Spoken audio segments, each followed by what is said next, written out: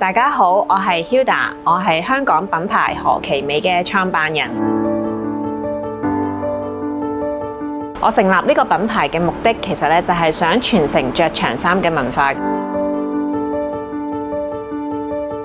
大家如果有去旅行嘅話咧，可能去唔同地方旅行咧，都會有唔同地方嘅文化特色嘅服裝喺裏面。我都喺度諗點解會香港冇嘅咧？喺以往可能講緊1920年代啦，去到50、60年代嘅時候，其實旗袍係一個傳統服飾嚟嘅，應該話係一個日常服飾。喺呢個日常服飾，佢哋就每一日都係着住呢件衫去返工啦，做日常生活啦。但係慢慢咧，呢個服飾咧，因為有西方嘅服飾加入，所以呢個傳統服飾慢慢俾人淡忘。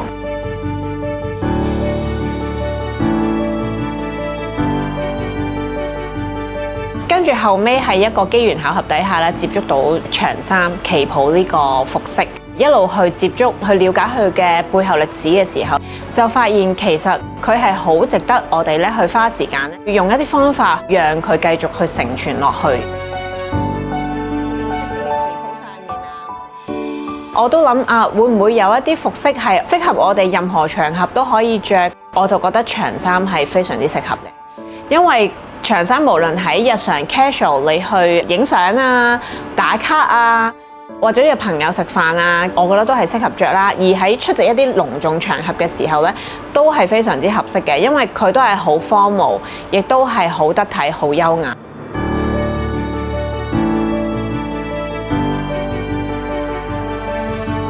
一路都好想將呢個旗袍帶入去國際嘅市場。我知道馬來西亞其實都好多華人，亦都佢哋好重視一啲傳統嘅文化。新年嘅時候，佢哋會着旗袍啦、長衫、中國傳統服飾。所以我又覺得呢個市場可能都可以探索喎。咁我希望呢個品牌唔單止係將服裝帶過嚟馬來西亞嘅，我希望咧能夠可以將中國香港嘅一啲特色傳統文化咧都帶埋嚟馬來西亞呢邊去做一個傳承分享嘅。